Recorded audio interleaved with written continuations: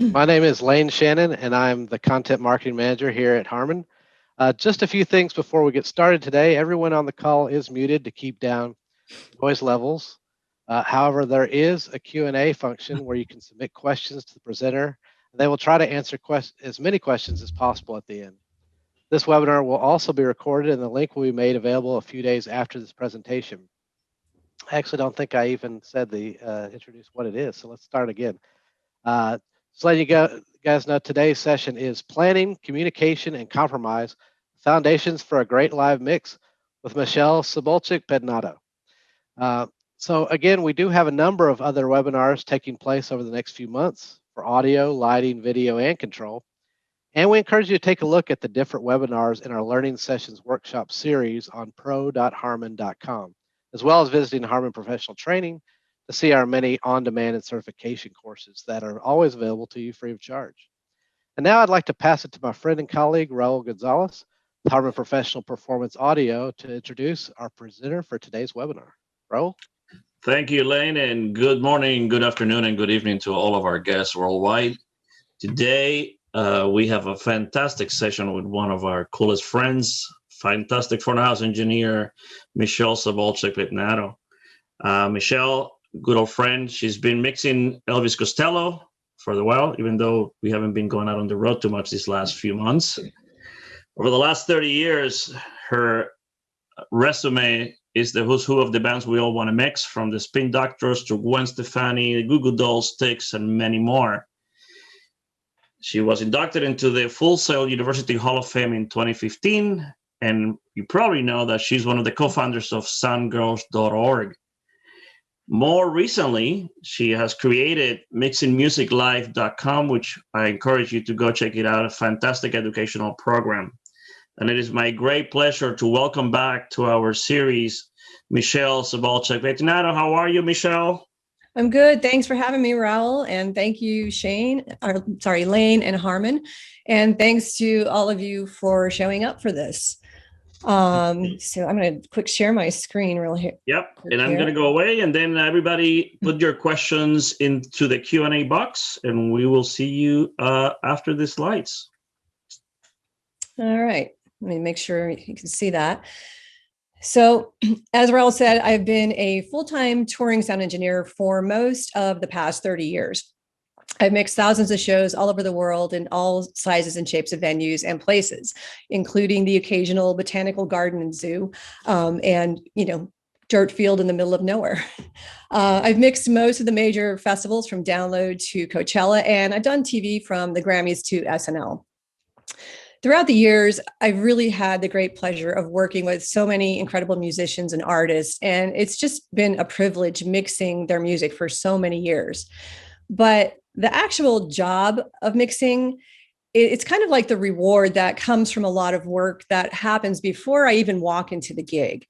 And how well the mixing goes depends on a lot of things, 3 of them being planning, communication, and compromise.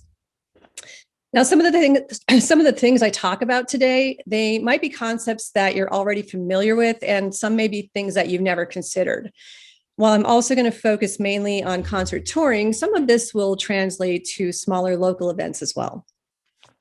So I'm guessing that a lot of you here are sound engineers at some level. And for those of you who aren't, I bet that at least everyone has been to one live concert. Now, if you've ever been to a show where the mix sounded amazing, it didn't just happen by accident, and it wasn't sheer luck. It also wasn't someone with great ears and a pocket full of plugins just pushing up faders. I think it goes without saying that there is a certain level of skill involved. You need to have a good grasp on signal flow and proper gain structure, using EQ and dynamics and things like that. And I'm going to get into that later, but there is more to a great sounding show than the actual execution of mixing or the gear. When you hear a great mix, what you didn't see is all of the preliminary work that went into getting there. A good mix starts long before you even touch the console. It starts with being prepared. To really mix the best show that you can, you need to do your homework prior to the gig. So what does that consist of? Well, first of all, knowing the music. Who are you going to be mixing? Is it a band, a solo artist? What style of music is it? Is it pop, dance, country, reggae? Are you familiar with the artist or the band? When I get hired for a tour, the first thing that I do is get the artist's music catalog. Usually management will send me whatever CDs they have, and barring that, I'll download the music. I'll also ask if there is a set list for the tour, or at least a list of songs that the artist is going to be pulling from. When I was most recently working for Elvis Costello, he has well over 400 songs. So I started with a list of about 70 that he gave the band to learn for the tour, and I concentrated on learning those first. Once I've got the catalog or list of songs, I start listening.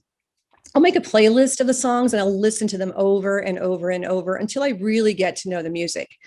If it's a style of music that I'm not familiar with, like something that I don't listen to very often, I'll also listen to similar artists from the same style, just so I can really get a good feel for it.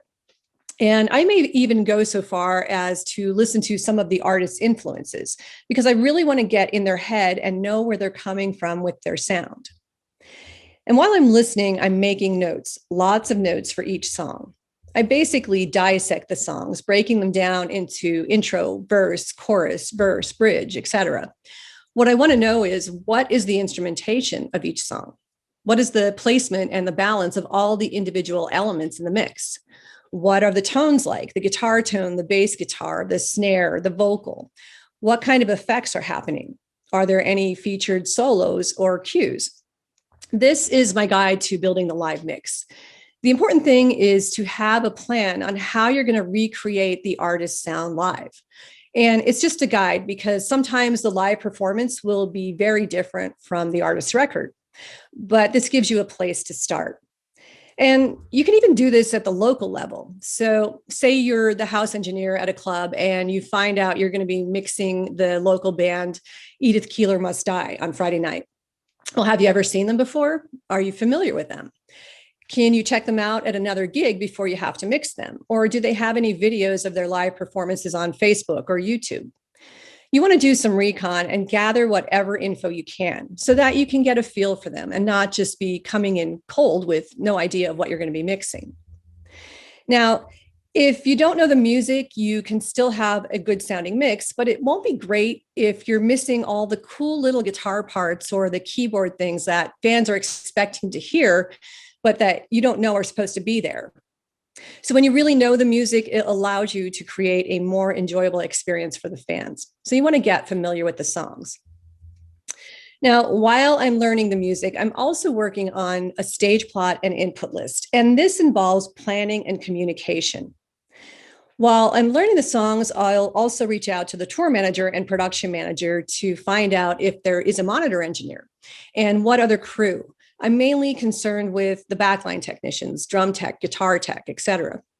These are the people that I'm going to be working directly with and also getting much of my information from.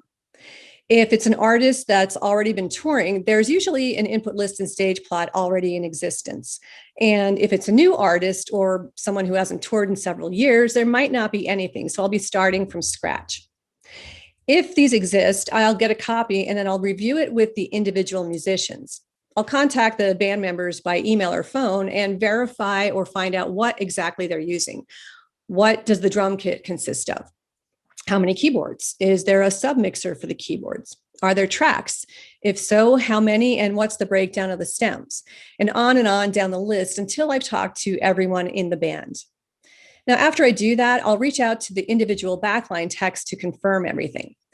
They will also be the ones who will know where those inputs are physically coming from on the stage, which will be useful when you're building your stage plot. We'll compare notes, and they will oftentimes have much needed info. For example, the keyboard player also plays accordion and hand percussion, but the keyboard player failed to mention that. Or that the drummer has 2 channels of drum loops that are very important in one song, and the drummer didn't tell me anything about drum loops. So all of this info will help me to build an accurate input list and stage plot. If the band is not touring with a monitor engineer, I'll also find out what their monitor needs are. Do they need wedges, side fills, in-ear monitors, drum fills? What do they need and where on stage? And do the techs need mixes? What does each musician need in their monitor mix? If there is a monitor engineer, we'll work together building all of this info. And the input list and stage plot can vary from the most basic to very detailed. It really depends on your needs. You can start with something as simple as the snake channel input and mic preference. But when things start getting complicated, the more detail that you can provide, the better. You need to think about things like how many sub snakes are you going to need? Where are they going to go? What's going to be patched into each one? Color coding is great. Where do you need power drops? This will help you when you're putting together your tech writer or audio spec, which is the next thing that you'll need. Now, the audio spec and tech writer are kind of the same thing, and most people use the terms interchangeably. But for me, the tech writer it's what goes into the contract that goes out to the promoter from the agent or manager. It lists all of the technical requirements to be provided for your show, and this will be used when using local production. The audio spec is more detailed, and it's what I give to the sound company. So where the tech writer will say that I need a PA capable of covering the venue adequately, blah, blah, blah, and I'll give a list of acceptable systems, my preferred consoles, how many inputs I need. The audio spec will be as detailed as how many boxes I want. I want a Midas Pro X with a Neutron engine, 2 DL251s in the stage rack, lake processing, and set up for multi-track recording, etc. They can both be the same, and they are usually determined by the scale of the tour. If you're working for a band who is up and coming and using all local production, then you need to be a bit more flexible. But if you're carrying full production for the tour or anything in between, just say audio consoles, mics, and stands, basically everything but the PA, you'll go over your spec with the audio provider. Now, your production manager should be the first person to receive this spec because he or she will let you know if it's within the budget or not. And it's their job to advance the technical requirements for every show and make sure that those requirements are met as agreed to with the promoter. If the tour is carrying production, then the production manager will also solicit bids if needed from various audio vendors. And then once a vendor is chosen, you'll communicate with them to finalize all of your details. Now, if there's not a production manager, the advancing job either falls to the tour manager or yourself as the audio engineer. Advancing is basically going over your needs for the show. You want to know what you're walking into. If you're not carrying any production, what does each venue have? What kind of PA is it? Is it enough PA? What's the console? How many channels are there in the snake? Do you need to supplement or make any changes? Ultimately, there will be a production budget that you need to fit into. You can request whatever gear you want, but the reality is that someone has to pay for it. And that is where compromise comes in. Your options will increase with the size of the tour. But if you're on a van tour with a band who's just starting out in clubs, you're probably going to be stuck using whatever you get. So if you're mixing a band with 42 inputs and the club only has a 24 channel snake and enough microphones for only those 24 inputs, and the show's not selling well, you're probably going to just have to make it work because that is how the contracts were signed. Now, you can shout about the fact that the gear sucks or there's not enough microphones and whatever until you're blue in the face. But the reality is that unless the band is going to pay for the supplemental gear, you're stuck with what you've got because that's what was agreed upon between the manager or agent and the promoter or buyer. So stomping your feet and whinging about it's not going to do anything but cost you valuable time that you could use to make the gear work and build the best mix that you can with what you've got. A perfect example of this is if you're going to pitch a fit because the house console is a D Live and it will never work for this show, you better deliver when they bring in your preferred desk. Because if you claim that the band absolutely must have a CL5 and after hours of arguing with the local production, they get you one and you don't mix a great sounding show on it, it's not going to be pretty. Because after wasting hours arguing and waiting for the desk to arrive and get patched, it's almost time for doors. And the band is pissed because they were rushed through sound check. And you also didn't have enough time to get your sounds or your mix dialed in properly. And once the show starts, you realize that there are all kinds of problems with the PA. but you didn't have time to listen to it prior to this. You're also doing monitors from front of house and the band is not happy on stage. So the show sounds bad. And now everybody from the band to the promoter to the house production are pointing the finger at you. And that's not a good place to be. You really would have been better off spending the time building a mix on the D Live and sorting out the problems in the PA and giving the band a proper sound check. Now, the way to avoid these situations is by advancing the show. If while advancing, you find out the gear being provided is not acceptable, then you have some time to try and work it out. The first thing to do would be to find out what was agreed to. If the promoter or buyer agreed to provide the band's technical writer, then you've got a good chance of getting what you need. But if the contracts were signed that the band would use whatever gear was in-house, you can try and negotiate, and you'll have a bit more leverage if the show is selling really well and the promoter is making a lot of money. But still, if you're requesting a Digico SD10 and the in-house desk is a 32-channel Yamaha LS9, you may have to compromise to find some middle ground because the SD10 costs significantly more to rent than, say, a CL5. So this is one reason why it's important to advance your needs while there is still enough time to make changes. You want to know what you're walking into, so there are few, if any, surprises on the day of your show. All of the preliminary work is to make your gig day flow as smoothly as possible. You know, time has a way of disappearing at a gig, and there's never enough of it. Things run behind schedule. The bus gets a flat tire on the way to the gig, or load-in took longer than expected, or the production company may have shown up 2 hours late, leaving you with barely enough time to ring out the PA before the band hits the stage for sound check. So if you walk in and find out that the gig only has 5 mic stands and you need 16, and it's also short a few monitor mixes, all of that will take precious time to sort out. Time that you need to do a proper line check and get your sounds dialed in, because this is also your first day with this band and you don't want to be chasing your tail frantically trying to pull a mix together. That doesn't inspire confidence. Even if you've got a show file and it's so dialed in, you're always going to need to make adjustments for the new venue and deal with the issues of the day. So leave yourself enough time to sort out any technical problems. Consoles crash. Plugins have a way of losing their authorization at the worst possible times. Cables go bad. Snake lines go bad. You never know what you're going to have to deal with. So what you want is to be able to focus on mixing rather than sorting out problems and putting out fires. The more of this stuff that is dealt with ahead of time means the more time that you have to work on getting great sounds and building a great mix. And now, even with the best advanced work, things can still get messed up. But you want to try and stack the deck in your favor. So that's a lot of stuff, right?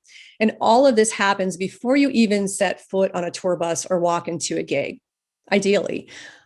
Sometimes you get a call to be on a plane the next morning with no time to do any of that, and you just have to do what you have to do. So now you're on tour, and with any luck, you have a day or two of rehearsals. You meet the band, and we're back to communication. If you haven't already talked to them prior to the tour or the gig, now is the time to have a conversation. What you want to find out is, what are they looking for in their live mix? How close to the record do they want to sound? Are there any special effects or anything in particular that you need to know? What are there featured instruments or, instrument changes on certain songs? Who sings and on what song, especially if you have more than one lead singer? I like to speak to each member individually and go over the set list so that I know exactly what's happening on every song, who is doing the leads, who's doing the solos, things like that.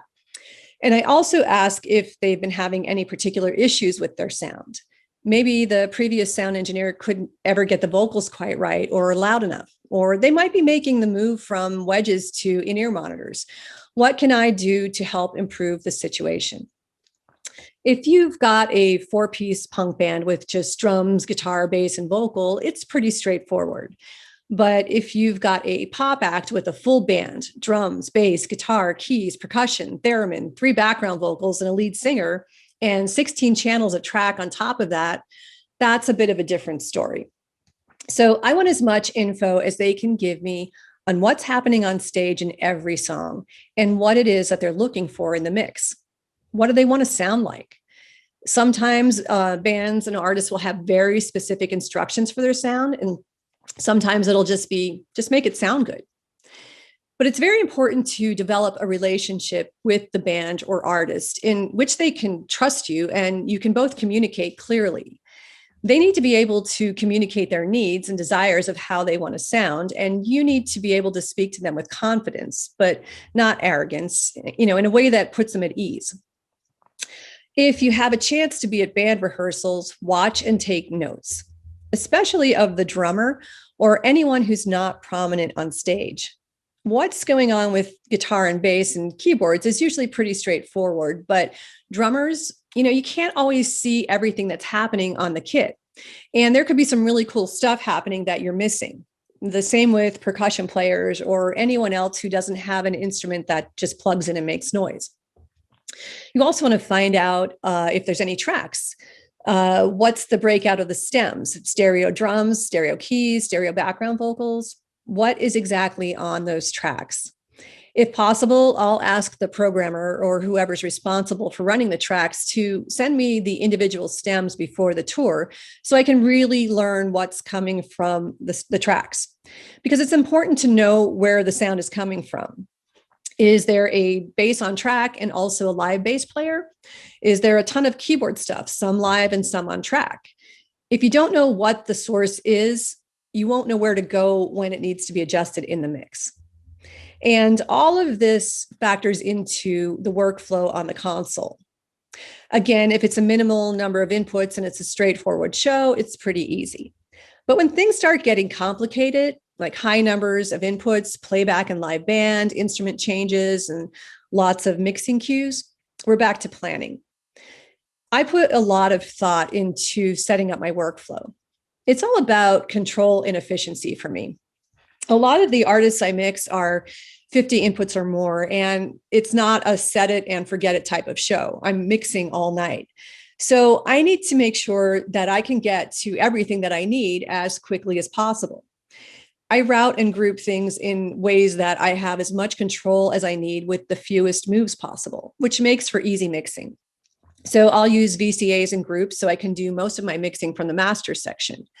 If I have a lead vocal or vocals that need to be mixed constantly, I'll make sure that they're always available at the same place on the surface. For example, when I was mixing Styx, they've got 3 lead singers and 4-part harmonies in every song. And the lead singer and the balance of those harmonies change from song to song, and they need constant massaging. So I built my file that the 4 vocal channels are always on the surface. So whenever I need them, they're right in front of me. Now, what do you do if you're not carrying any production? Most digital consoles have offline editors where you can build a show file on your computer and then load it onto a thumb drive, which you then load into the console when you get to the gig. Take advantage of that and build in as much to the file as you can so that when you get to the gig, you've got a head start. And now, what if you're going to be using a console that you've never used before? Well, you can download the manual and familiarize yourself with the desk before show day. See if you can find any YouTube tutorials. If you've never touched a Soundcraft and you wait until you get to the gig to try and learn how to use a VI6, you're going to have less time to spend dialing in your sounds and your mix. This is all part of planning. So getting back to communication. Now, I know I'm jumping around a bit, but planning, communication, and compromise, they factor in at many different points. Good communication with your system tech is essential. If I'm doing a tour that's carrying full production, I'll have a conversation with my system tech some point before the tour. We'll have a couple chats because I want to make sure that we're on the same page. With as far as my preferences for the system and expectations, and I want to give them as much info as possible. Some of the things that you should discuss are, how do you want to drive the PA? Who's going to tune the rig? Are you a working engineer, or are you expecting to walk into your console already set up and ready to go for line check? Do you want the system tech to walk the room during the show and listen to all of the various zones like delays and front fill, balcony fill? Let them know if you want them to do this, but also make it clear whether or not you want them to make any EQ adjustments that need to happen, or just inform you and let you make the adjustments. You might end up with a system tech who thinks that they're helping you by changing some EQ settings on the PA while you're mixing. If you're happy with your mix and unaware of what's going on, you'll be mixing in circles trying to put back in what the system tech took out, or wondering why your great mix just went south. If you're using local production with a system tech du jour, you'll want to discuss a lot of the same stuff with them. Let them know how you'd like the PA handed to you. Will you tune it or will they? It's all about good communication. So let's talk about compromise. There is often a lot of compromise that needs to happen on a regular basis, from what gear you want to use to what the budget and truck space will allow, to where you want to put the PA and what the fire marshal will allow, or what rigging points are available. Front of house mix position is always a good one. Ideally, we'd love to be in a good central location where we can see and hear the PA and the stage. But if you've done a theater tour in the last 10 years, you'll know that what we want and what we get are often very different. Someone much higher up on the food chain ultimately decides that they want the money from the ticket sales of those 20 or so seats that would be killed if front of house was in the middle of the room. So you're relegated to the very back under the balcony. Another big thing is microphones. Most engineers have their preferences. However, your preferences might not work. You might love the Sennheiser 421 on toms, but the drummer's kit is so tight that it's impossible to squeeze in a mic of that size. There may be a lot of compromise between what works for the band and what you want or need. For instance, when I mixed Gwen Stefani's first solo tour, I was not a fan of her vocal mic. I just didn't think it worked very well for her voice. And we tried at least a half a dozen different mics on her in rehearsal. When I settled on what I liked best, it didn't work for her. She couldn't get what she needed from it in her in-ear monitors. And the mic that she'd been using for years had some specific tonal characteristics that she'd grown used to. It was going to take her some time to get comfortable with a new mic. And since this was her first solo tour and she had a lot of other things that she had to worry about, like choreography, costume changes, running around the stage in 9-inch high platform shoes, the only thing that she was comfortable with was her singing and her monitors. And that comfort is more important to me than me not liking the microphone. Could I make it work? Sure. It was going to take a bit more effort up front on my part, but ultimately I would be getting a much better performance from her. And in the end, that would make my job easier. So I just added a few pieces of outboard gear and I got what I needed from it. I knew that if she wasn't comfortable with her mic, she wasn't going to be able to give me her best vocal performance. And that would ultimately make my job a lot harder, no matter how good that mic sounded. So when you're choosing microphones, there are other things to consider than just what you want to use. You need to keep the big picture in mind. What is going to help the artist give their best performance? If you've got a drummer who's worried about hitting the drum mics every night, he's not going to perform as well because those drum mics are in his way. And you also have to consider endorsements. If you love brand X, but the artist has an endorsement with brand Z, you're going to have to deal with it. You may have an endorsement with the company, but sadly, your name is not on the marquee, so the artist endorsements will win every time. But you also need to know when not to compromise or just how far to compromise. Here's another little story about compromise. I was doing a gig with Goo Goo Dolls in the UK around 2013, and the venue was on the 3rd floor, and this was the load-in. It was straight up a narrow staircase. And I had a Midas H3000, big old analog desk. It was too tall to be carried up the stairs standing upright, and it was too wide to be carried up laying flat. It was also too big to fit in the front of house booth, and the show was sold out. So the promoter was really pushing me to use the profile that they had in house. Now, I knew that using the profile would compromise my show. First of all, I didn't have a show file for it because we were on analog, not digital. And it just wasn't going to work for many reasons. So rather than giving in, I suggested that I mix from outside using my desk and the gear that I had already dialed in because I knew it would be a much better option. I set up and used the speakers that we were carrying for front fill, which were basically PA speakers. I use them as reference monitors. And we put a laptop on the stage that I tied into its camera so I could see the stage from my laptop. And then I spent sound check just running up and down the stairs so I could hear how what I was doing was translating in the venue. Now, the Goo Goo Dolls don't have any amps or wedges on stage, so there was no stage volume to deal with, which made it significantly easier. And then during the show, my audio tech sat at front of house with ClearComm on, so he could let me know if anything was getting out of balance in the mix. After a couple little tweaks here and there, we had a really successful show.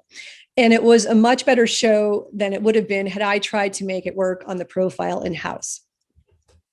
Another situation is if you're taking over a mixing gig on a tour that's already in motion, the last thing that you want to do is come in and make a bunch of changes. If it's not broke, don't fix it because you'll probably end up creating more problems for yourself or others. Now, if, however, you've got some issues that need to be resolved and there's problems with the sound or some gear, then you want to get that sorted. But when making any major changes, you really need to time it appropriately. When I took over mixing duties for Styx several years ago, I came on board mid-tour with a band that tours pretty much nonstop. They do 180 shows a year. And I was not a fan of the console that the previous engineer had been using for years. And I desperately wanted to switch it out for my preferred desk, which I thought sounded much better. However, we were in the middle of an arena tour where we were the support act.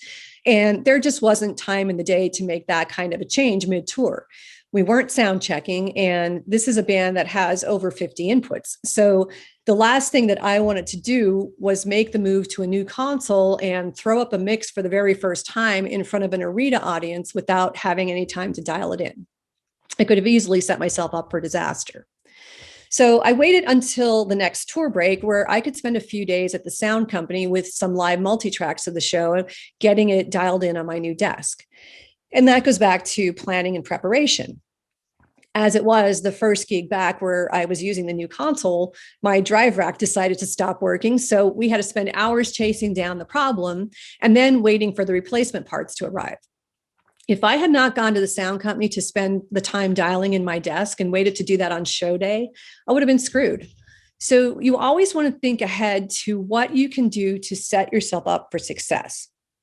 Now, if you come on board to a tour or a gig that's already going and you find something giving you a problem and you do need to make a change, this is why it's important to have a good line of communication with the artist or band. When you've earned their trust, they're more likely to be receptive to your suggestions. Styx had been a smooth rolling machine for years, and they don't like change. So I spent my first couple of months building their trust by developing good communication with them. And then they trusted me when I wanted to make the big change.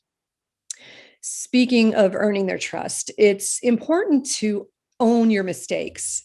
If you have a rough night and they call you out on it, own it. If you had a technical problem during the show that affected the performance, let them know that the problem has been identified and fixed, as long as it has been fixed. Most people can sense when they're not getting the truth.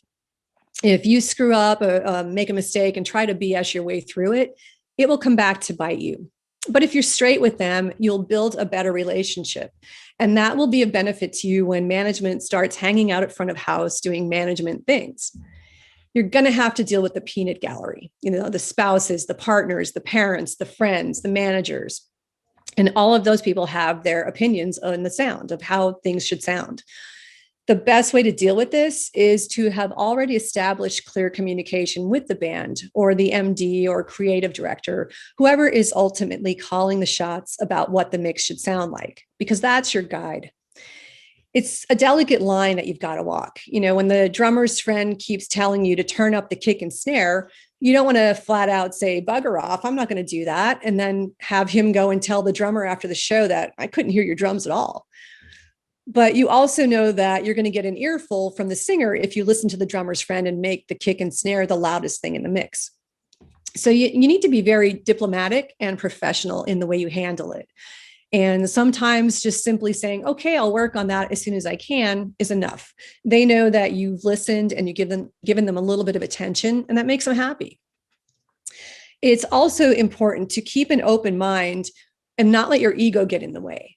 If you're mixing in a horrible position, like the back of a theater under the balcony, and someone tells you that the mix is really loud and harsh, it's worth having a listen somewhere closer to the stage. Either you or the system tech should pop down and get out from underneath the balcony. It's entirely possible that the high end is not making it to the back of the house where you are, and you're overcompensating and killing the people down front with it. So keep an open mind. The last thing I want to talk about is the technical side of mixing. It's very easy these days to become gear happy. There's a plugin for everything under the sun. And I think most, if not all, digital consoles have dynamics on every single channel.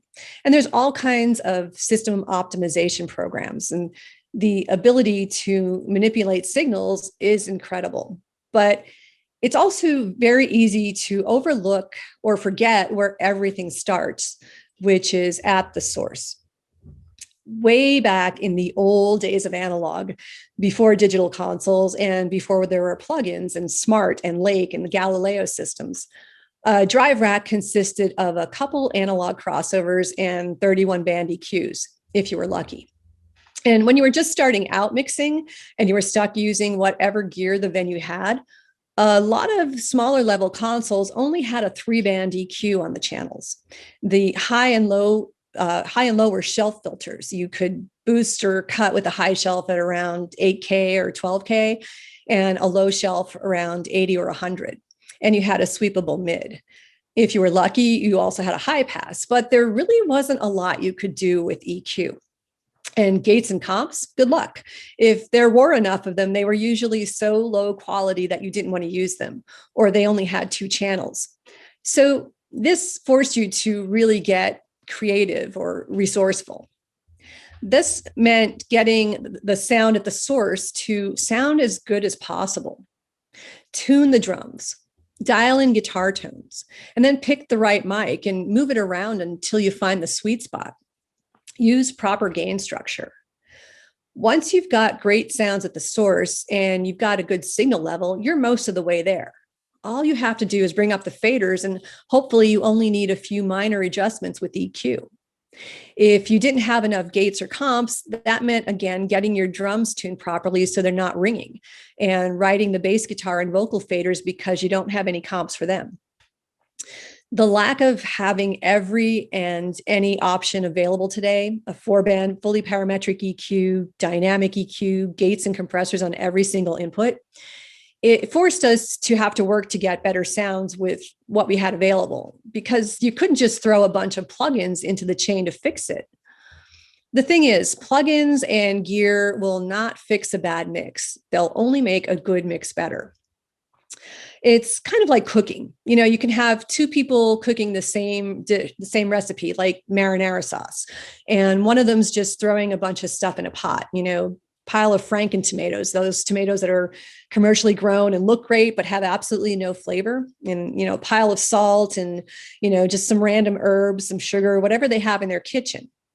And the other one is carefully choosing homegrown tomatoes, bursting with flavor, and tasting and adjusting their seasonings as they go. Which one do you think is going to taste better? So when you're mixing, it's very easy to plug in a bunch of mics without even listening to the instrument and start adding all kinds of plugins to try and fix what could have been done with simply tuning the drums, moving the mic on the guitar cabinet a bit closer to the speaker cone, or trying a different mic on the singer so that you don't have so much feedback.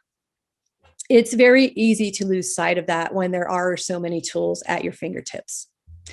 So remember, building a great mix starts long before the console. It starts with getting great sounds from the source. And before that, doing your homework, getting to know your artist and the music as much as possible before the gig so that you can plan accordingly. finding out what the artist's expectations are and what's the instrumentation so that you can create detailed and accurate input lists, stage plots, and tech writers. This also serves to planning your workflow on the console so you can start building a show file. And then advancing your needs so that you can take care of any potential problems before show day, so that you're not wasting time putting out fires when you could be spending more time on getting good sounds and building your mix. Establishing good lines of communication with the artist or band and your fellow crew. Good communication builds trust and it creates a comfortable work environment. When everyone's on the same page, the day just flows much more smoothly. Everyone knows what's expected of them, and there's a lot less stuff falling through the cracks. Be prepared to compromise. Mixing is not about you. You're the conduit between the band and the audience. So keep the big picture in mind. What is going to help your band or artist give their best performance? Anything can happen at a live show and anything will.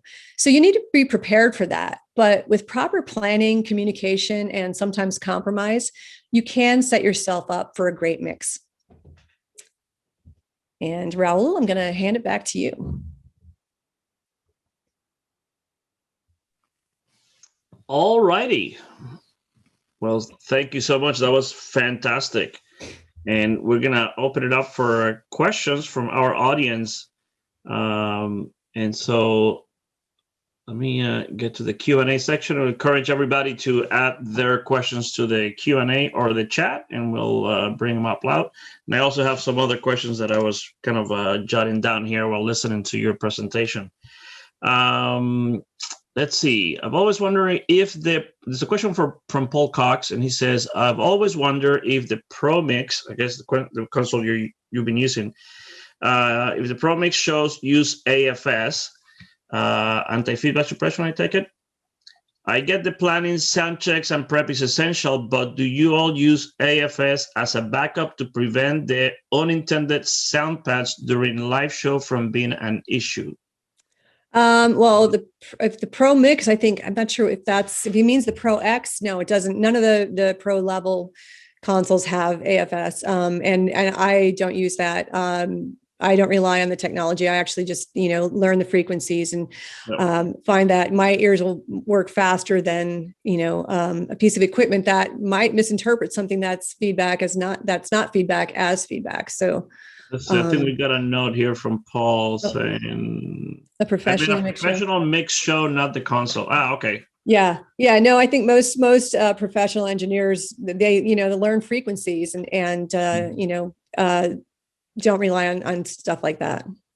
Yeah. It's like, so having something like Smart or a program like that is useful as a tool. Like if there is a frequency that's hanging in the room and it's kind of hard to discern with the audience noise and kind of where it is, but you can really dial it in with something like that. But as far as the gear that will seek it out and destroy it before you hear it, no. Right. Phenomenal. We have another question from Dennis. Let's see. Excellent presentation. You mentioned taking notes at the beginning, I guess beginning of rehearsals or when you start working with an artist. Do you keep the notes with you while you're setting up your show files and or while you're mixing? Yeah, absolutely. I'll start a tour where I have a binder, just like kind of like 5x7 index card binder. Yes. And I'll, get my notes to where I know the music enough that I just need some minor notes for each song. And I'll have a card for every song that I use for the show. You're right in the same way. We have this, white index cards. And people go, why can't you put that in the console? I'm going, yeah, I can, but I don't know why I like my index cards still. So some of them are like write things over and write them over again or something like that. But I mean, reorganize my show file really fast, right? Move them around in the show and you're ready to go. Yeah. And that's all about, making you have the best show you can and, make as many notes as you need until it becomes autopilot and it, by heart. But yeah, I do that every tour. Yeah. Phenomenal. Probably have a nice collection of, index cards, Let's see, Steven, how flexible are you with the PA in terms of brand, make, model? Do you have a favorite PA and why? Yes, I have a variety of PAs. There's very few that I would rather not use. So basically, if I'm using a local production, I'll give a list of, Adamson, JBL, D&B, Claire, Martin, a variety to choose from, so that I'm not, just saying it has to be this PA, because they're not all available in every market. So you need to be a little bit flexible. If it's a tour that we're carrying production, then depending on the sound company, if it's up to me, then I choose the PA. If it's not up to me and there's other factors involved, then again, we just try and compromise on what we all think is going to be best for that show. Right. I'm curious. I know that in some tours you're carrying only board groups, so your production manager might be advancing with your audio, technical writer. When those kind of tours where your production manager is doing the bulk of the advance, do you always contact the local provider that's going to bring racks and stacks to understand exactly all the models and the drive and whatever, how they're configuring their racks and stacks? Do you actually go through that process yourself, or do you have your system tech do it, or how does that work? Yeah, if it's either myself or the system tech will. We don't get into saying, okay, well, you have to use this drive system with your X. It's like whatever, everybody has different gear. So as long as it's pretty much, this is these are the cabinets I want. I need, main hang. I need this many subs. I need front fill. But then I prefer the Lake system for driving, and I actually will carry a couple of LM44s in my rack to do all my EQing with, so that way they can use whatever system, optimization and drive that they're used to, that they have, and then I'll just interface with them. Excellent.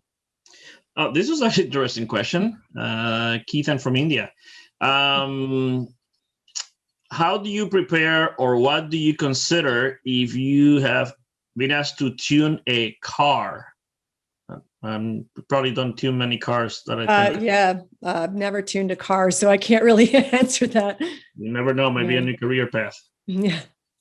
Okay, next question. Do you improvise the mix on what you hear, or seek approval from the band? That's a good one. Good question. Yeah. That's a conversation I'll have with the artist as soon as I get hired and meet them, finding out exactly what their thoughts are on their sound. And, I've worked for people who were just mix it however you want, make it sound good. Or people who had very, specific, I want my guitar as loud as my vocal, no reverb, no effects, very dry, or this or that, so it varies from artist to artist. And I'll start there. And if I'm hearing something, like if they have some specific direction, but I'm hearing things throughout the show and the tour that I think could be improved on, or something that might work better, we'll have a discussion. I'll say, hey, what about, would you consider, this? If they just give me free rein, then I mix it the way I want. But if it's an artist who has very, explicit instructions on what they want it to sound like, then anything that I'm going to do outside of that, I'll always run it by them first. I'm curious, you talked earlier on the presentation about how do you go about preparing for a tour when you have enough time, and, you get the catalog of the artist, and you sometimes listen to other bands that have a similar style. I'm kind of curious, how do you stay current, and how do you find the time to actually keep listening to different things? And, when you're on tour, do you listen to stuff in between, or do you rest? There's some people that don't want to listen to anything. What's your program, your routine? Yeah, I kind of just focus on the artist I'm mixing. I'll do a lot of almost like cramming, once I get hired, I'll really listen for a while. A perfect example was I got hired to mix Thievery Corporation years ago. And it was one of those things like, can you be on a plane tomorrow to take over this gig? Because the sound engineer got sick, and I didn't know anything about the band. So I'm, downloading, and these guys are DJs and they're also producers. So they had produced tons of other artists. So I'm just listening to all of it. And their music is very broad. It's, a lot of world influences. Very worldly, very, very busy. Yeah. And so there was a perfect example, like a lot of the stuff is very dub, and I'm not familiar with dub. I don't listen. It's not something I listen to, on a often. So, just downloaded, okay, King Tubby, and just, other examples of different styles of what this band does, because it was something kind of outside of my usual range. But I tend to, like when I'm mixing a band, especially if I'm mixing someone for a long time and you wake up every day with the same songs stuck in your head Right. that you mix every single day, I'll find something like completely opposite to like listen to on my days off to just cleanse my palate. You probably had to spend, a long time preparing for Elvis Costello's tour, because the catalog is so massive. Oh, it's crazy. House of music, and it's just such an amazing performer. It's kind of. I assume that you probably had to burn a few hours just kind of going through that. Yeah, it was funny because when I first got hired and they sent me, a Dropbox folder with all of his catalog, and I'm downloading it for 2 days. I'm like, this is insane. I had no idea he had so many songs. So immediately, I went back and said, is there at least a set list or a list of songs? So I started with those, like the first 70.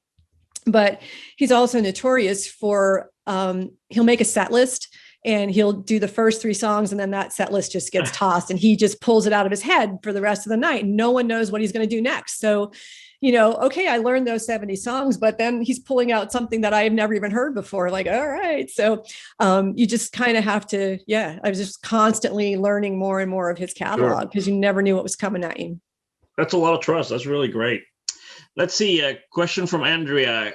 Could you speak generally about sound company politics? Are you affiliated with one particular sound company, and why? And also speak about freelance versus employed by the sound company. I know that sometimes you select your own system techs, for example. Yeah. So I'm freelance. I've always been freelance. I have a really good relationship with several sound companies. There's definitely, if it's up to me, usually like what happens on the tour is we'll have to get bids from a couple different companies. And if I have a say, I'll usually voice my opinion for the company that I prefer to work with. Sometimes it's not even up to me. Like sometimes management or the creative director or somebody higher up the food chain has a deal with, like, this is the company I always use and that's what it's going to be. And okay, so then which it's not a bad thing because that's an opportunity for me to build a new relationship as well. But as far as politics, like working freelance or so with my career, I've always been independent and freelance, and I like that because I have more control over my time and my schedule. But at the same time, I'm always having to look for my next tour. I don't have someone getting me work. It's me that's on the phone and hustling and lining up my next job. If you work for a sound company, someone else is taking care of that. But on the other side, you could be doing tour after tour after tour, working 360 days a year. And for some people, that's great. Right. For others, it's not. So, there's give and take for both sides. There's, pros and cons. Yeah, fantastic. And I know when you and I met, you were, doing a tour with Sound Image, and I know you've also worked with Claire and many other PA companies. So it's not like, you don't work for any one particular PA company. You kind of work for, with many of them. Well, that's great. Let's see. One of my colleagues, Mr. Tewksbury. Hope you're doing well, Dave. How do you handle situations where there is a front of house engineer insisting on mixing a band they don't know? I guess if you came with your band, they're just going to watch you mix your band. But you ever have that situation where there's a front of house engineer insisting on mixing a band they don't know? If you mean like the house sound person insisting on mixing the band that I'm working for? No, I've not. I've actually, though, I have a colleague who experienced that in Europe. The house sound engineer told the band's engineer that they couldn't touch the console, that the house sound guy was going to mix the show. And he's arguing with him, telling him that he can't mix in his venue. And the guy said, fine, I'll just sit in the bus and drink beers all day, mate. I'm getting paid either way. And as soon as he said that, then the guy backed off. But if that's the context you mean, I've never experienced that. If you're there to make sure we got your question correctly, because I'm pretty sure with the artists that you're working in, you're probably like, you're not going to hand over to anybody else to Yeah, do yeah, your absolutely mixing not. duties.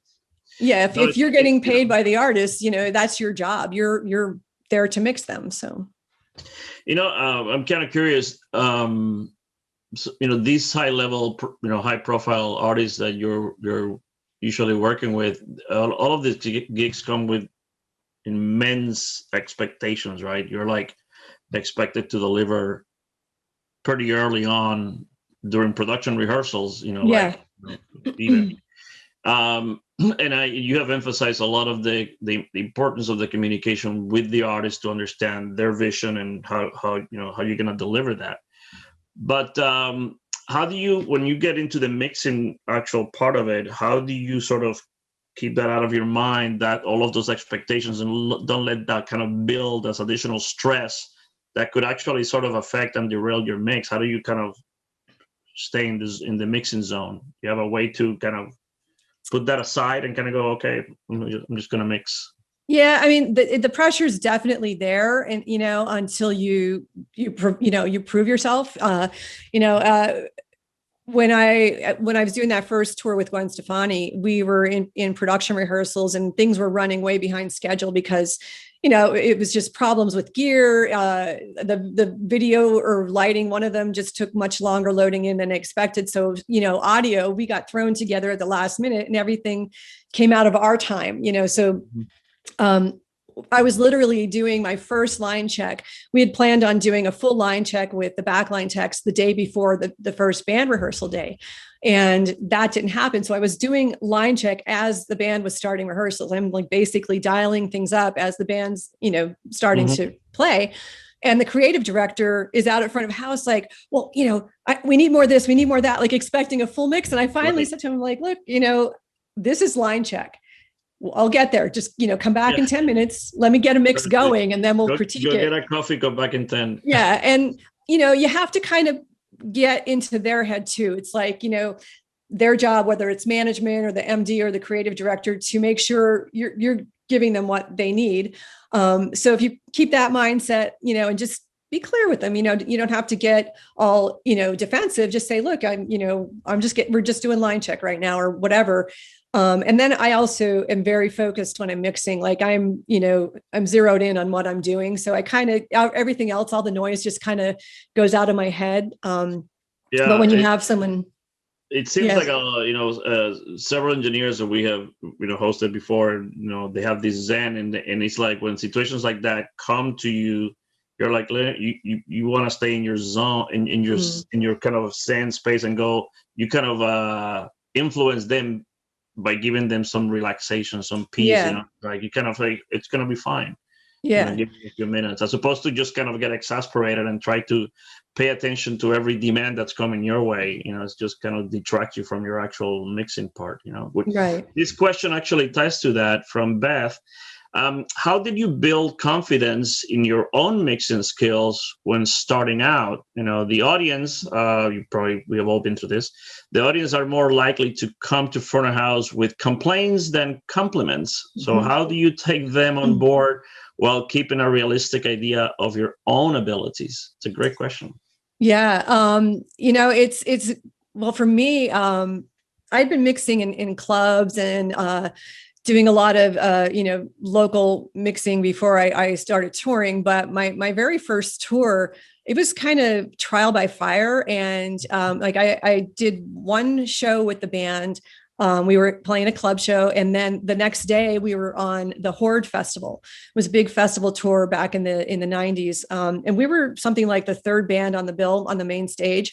So we had no sound check. And every day we'd had like 20 minutes to roll our stuff on stage, plug it in, line check over the headphones, and go. And this was, analog days, long before digital. So everyone's sharing the same console. And, it was kind of like, okay, well, I had, our set was only about like 40 minutes long too. So I had to learn how to build a good mix really fast, because I couldn't take 3 or 4 songs to get there, because then the set was pretty much over. So it really helped me focus on and learn how to go about that. And like what's important in a mix, because like obviously vocals, when people can't hear the vocals, that's the first thing they're going to complain about. So it's like, get the vocals dialed in first, then get your kick and snare, because that's the backbeat. You'll hear guitars and stuff coming off the stage a little bit. So it really kind of helped me hone that. And you also you have to kind of, like the audience, everybody has an opinion, and Yes. everybody in the audience who's a musician wants to hear that instrument loudest in the mix. Drummers want to hear drums the loudest, guitar players want to hear guitar the loudest, bass players want to hear bass the loudest. So you kind of have to keep an open mind enough to, if someone comes back with the complaint, consider it, because you never know. Maybe there is a problem. Like maybe they're sitting somewhere and the speaker in front of them is blown up, and the speaker, it sounds terrible. Like, we'll have your system tech go down and take a listen. And then, you get the people who just want to say something because they feel like they should or have to, or, are too drunk to know better. So, it's just kind of like, all right, I'll get to that in a minute. And usually that's enough to shut them up. But sometimes, there is valid, validity to what they're saying. So you have to be able to keep an open mind enough. You never played the trick on the, when you were touring with the ATI Paragon of, where are you sitting? Oh yeah, this is your area, this is your knob. Let me, you grab a dead channel and just be like, how's that? Oh, that's great. Thanks. Right. For those of you new to Michelle, you can certainly see her pictures on soundgirls.org or all over the web. You can find her with a massive ATI Paragon console in the early days. It was one of the coolest consoles out there. It still is. And so that was one of the things. It's like, hey, where are you sitting at, sir? Let me here, grab this knob, go at it. Yeah. Let's see. Steven, when you are using stacks and racks, whoa, somebody moved in here. Here we go. Let me go back up on my screen here. Stand by. When you're using racks, stacks and racks, do you do all the tuning or leave any of that to the local provider? And he says, as a provider, I tend to leave all of our PAs flat until asked to make changes. But you're carrying board groups and you pick up racks and stacks locally. Yeah, great question. I always do the tuning for my PA. Like I do it old school. Like I have a collection of songs that I play. I don't use smart. I will expect the provider, whoever's providing the PA, to get it up, noise it, make sure everything's working, and hand it off to me flat. And then I'll take care of it. And if I need any adjustments, like, okay, the highs are too high, too loud for me, I'll ask them to do that, but I'll handle the tuning. Same thing when I'm touring with production, like my system tech they'll run smart, get everything time aligned. And, when it's a system tech that I'm working with a lot, they tend to know what I'm looking for. So they'll actually do a little bit more tuning. Like my last system tech was great. Like he made it his mission to have me not touch the EQ, so and it was great. Cause like by the third show, he had me dialed in, like he'd hand it off to me. I'd walk around and I'm like, great job. I didn't do anything today, so that just comes with, learning what your person wants. So yeah, I like to have it handed off like you do it, but just have it, flat until the engineer asks for something. When you can, on most of your tours, do you try to bring on board a system tech that you like working with, or how does that work with like the PA companies doing the tours? Yeah, if it's a company, that I have I've used before, I like when I did a lot of tours with Claire Brothers, and I had a couple system techs there that I loved, who I'd always request. If it's a company that I've not used before, like I haven't worked with a lot of system techs who are freelance. Most of mine were employees of the sound company. So I know that's a whole new thing. Like a lot of system techs are freelancing and they'll just work with engineers. So that is great, because then you have your person that can do every tour with you. But I definitely have the people that I like from various sound companies. Yeah, I think that's always good to, for people to realize that that's becoming more and more common, which also means that you as a system tech need to become knowledgeable on many different systems, because you might be touring on 4 different PAs on 1 year.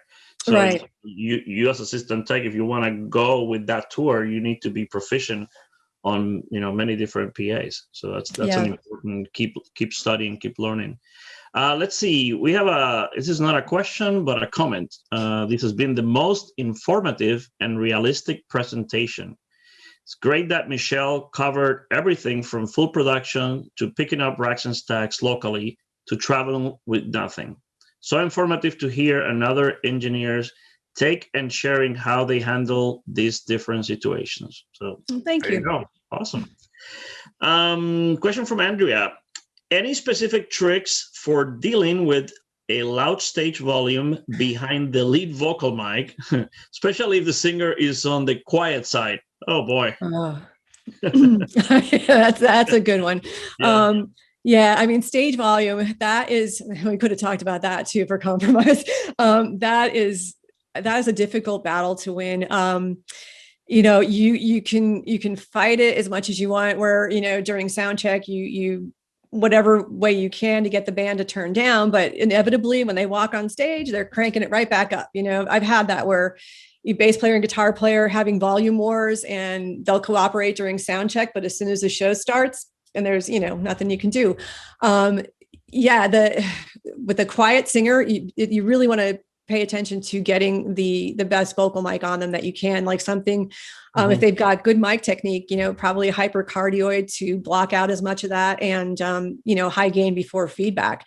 Right. But I'll also do, like a little, very kind of small doubling delay to help fatten up the vocal. Like you could use a micro pitch shift, or like a 20 milliseconds on one side, 40 milliseconds on the other, just to add a little bit of a doubler that's almost imperceptible to the voice, to give it a little bit more oomph.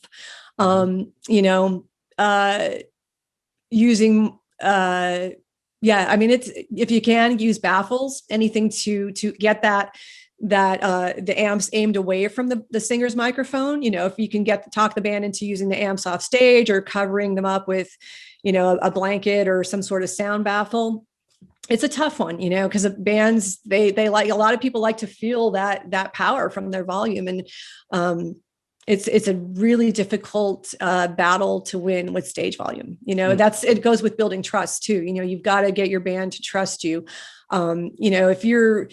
I did a tour with a band who was extremely loud, and we were playing everything from clubs to, festivals. And the singer always wanted me to get the band to turn down, because it was killing them, and there was situations where the stage volume, it was loud, but it was not, I could deal with it. I could still mix around it.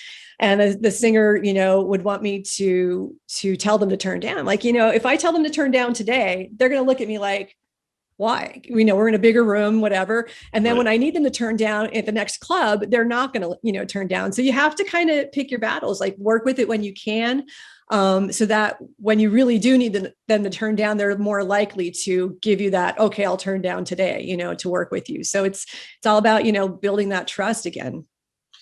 This next question from Gaither is related to that topic of vocal mics and your lead artist. Specifically when you were talking about working with Gwen, you mentioned that the new mic that you were sort of settling on for front of house wasn't cutting through her monitor mix, or wasn't comfortable for her. Gaither says that he runs a small local sound company, and he's been running into this a few times. Do you have a trick that you can share to help fix that situation? Find a vocal mic that makes your performer feel comfortable. Yeah, I mean, if it's someone that you work with on a regular basis, it's just a matter of having the time for them to acclimate to a better microphone. It's hard if you're only mixing here and there, or they're not doing a lot of shows, or they don't have enough time before a show, like to rehearse with it. An acclimation period's great. When any time you want to make changes, try and do it when you have, a smaller gig that's not as important, or a rehearsal. And, it's all about them having the time to adjust to what it sounds like. Yeah, I think you also, brought up a very key point earlier on, is to remember, always keep in mind that, you're not mixing the show for yourself.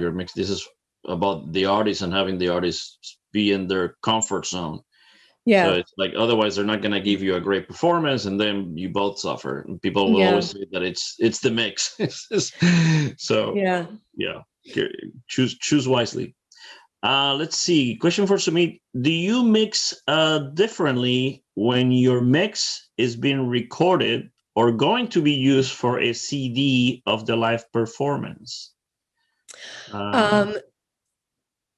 Not really. I mean, what I'll do is if it's something that they're actually going to be releasing, I will do an aux mix or something else, not, directly from my left and right. I'll build, something through the groups, and that is more balanced. But yeah, it's difficult when you have to mix the live show and you're also mixing something that's going out for broadcast, or like if I'm doing any kind of live TV where the band is playing live, and I'm mixing for the audience and they're taking my left and right to broadcast, then I will mix the show with headphones to that left and right mix, because there might be 1,000 people in front of the stage, but there's going to be 20,000 or so listening to the broadcast. So I want it to sound better for that.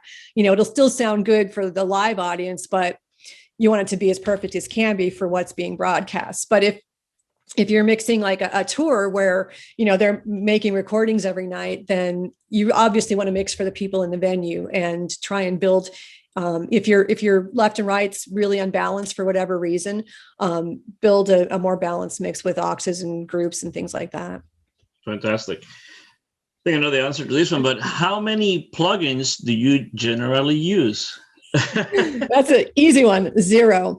I do not use plugins unless I absolutely have to, which is then because the band wants it. I use less is more. I use the Midas Pro X because I love the way the desk sounds, and it has great variety of gates and comps on it, and there's even a multi-band EQ or a dynamic EQ in the effects rack that works well. So everything I need, with that and getting good sounds at the source and the right mic, I don't need any plugins. I did work with a band who, the singer has his own home studio and is a big Pro Tools guy, and insisted that I get, a Waves rack full of plugins for the tour, even though I explained to him that I don't need it with this desk. And we did. And I was like, great, I get to play with this, because you're paying for it. And during a day of rehearsals, we sat down and went through and picked a bunch of plugins that he could play with. And after rehearsals, it went away because I didn't need them. It was just more for in his head, we need this, we need this, we need this. And then after I showed him, like, well, that plugin that you're using for your acoustic, listen to what I'm doing with the console. And he was just like, oh, because what he was used to couldn't create the same sound. So he had to use plugins to get it. So yeah, right. I use 0. Yeah, I've known that about you, and I love that. It's just great. Let's see. Andrea had a question. What is a great sounding show that really stood out to you? Is there a particular show you remember that you go, wow, that was a really good sounding show, or something? I assume that Andrea means a show. I don't know if it's a show that you went to as an audience member, or a show that you were mixing. Well, maybe both. I can give both. Yeah. I remember when ML Procise, who was a legendary engineer, and somebody who I idolized years and years and years ago, he was out mixing ZZ Top, and he invited me to the show in an arena, and I sat up front of house, and I felt like I was just sitting in front of the world's largest home stereo, because the mix was so perfect. I was blown away, and so that's, I've also, with Styx, we were on tour with Def Leppard, and, their front of house guy, Ronan, just does a great, amazing job every night. So I've heard a lot of great shows. For me, probably one that I mixed, the first one that comes to mind was actually a show in Sao Paulo, Brazil, with Mr. Big. It was like a 5,000 capacity, a big kind of rock club, small arena thing. And great PA, great gear, great crew, just a, all around perfect day. And the audience was amazing. So it was just a fantastic show, and it sounded great. Phenomenal. And yes, good old days of Mr. Procise and Choco. Mm-hmm.